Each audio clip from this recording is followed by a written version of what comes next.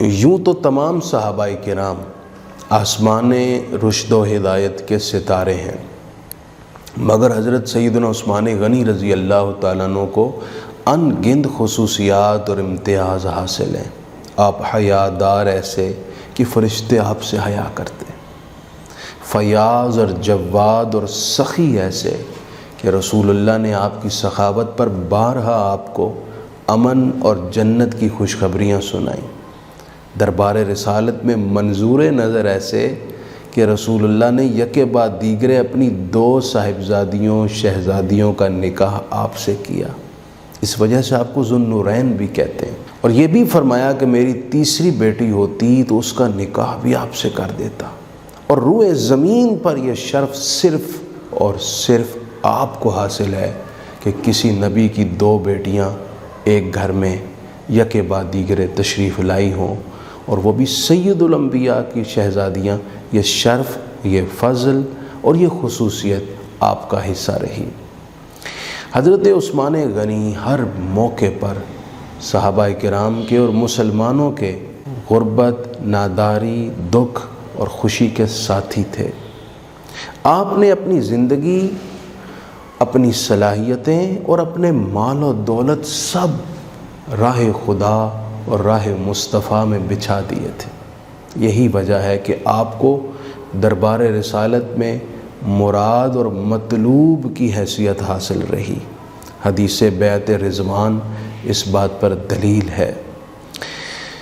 ان سب خصوصیات کے باوجود آپ بہت سادہ طبیعت کے مالک تھے، سادہ زندگی گزارنا پسند کرتے تھے، عام متوسط درجے کا کپڑا پہنتے، سادہ انداز میں گفتگو کرتے۔ تواضع اور انکساری آپ کی پسندیدہ عادت تھی۔ آپ ایون کے غلاموں سے بھی بڑے احترام سے بات کرتے۔ غلاموں سے حسن سلوک کا یہ عالم تھا کہ گھر میں درجنوں غلام اور کنیزیں ہیں، لیکن اس کے باوجود اپنا کام خود کرتے۔ تہجد کے وقت اٹھتے، اس دور میں پانی کا اہتمام کرنا پڑتا تھا وضو کے لیے، تو خود کر لیتے، اس لیے غلام سوئے ہوئے ہیں ان کی نیند میں خلل نہ آ جائے۔ اس قدر احساس کا عالم تھا۔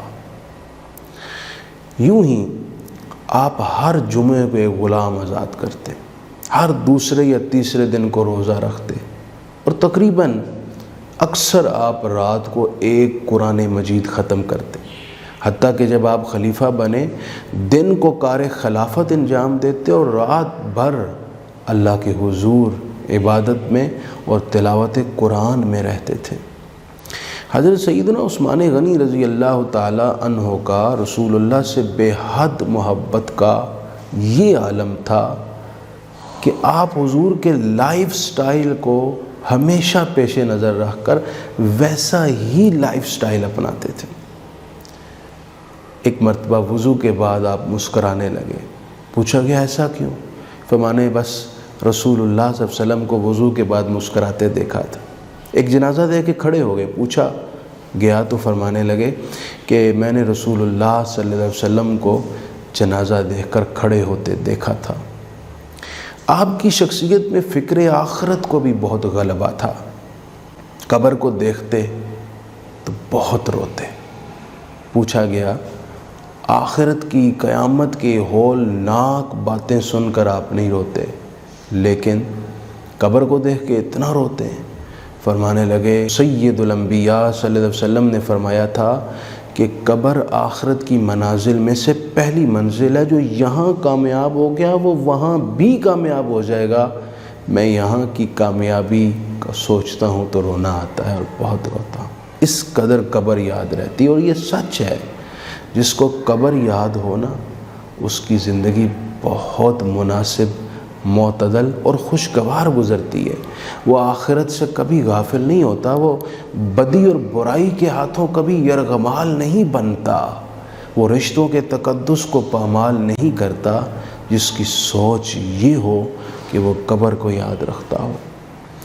آپ جب منصب خلافت پر متمکن ہوئے تو 12 سال خلیفہ رہے۔ ہر سال حج کو جاتے اور پیدل حج کرتے، اور وہاں امیر الحجاج کے فرائض انجام دیتے، اور مینا میں دسترخوان لگا کر حجاج کو کھانا بھی کھلایا کرتے تھے۔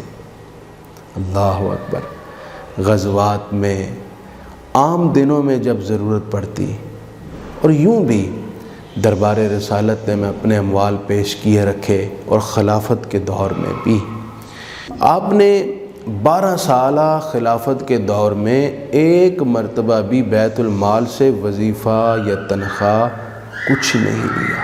حضرت عمر ہر سال بیت المال سے آپ کو 5000 وظیفہ پیش کیا جاتا تھا۔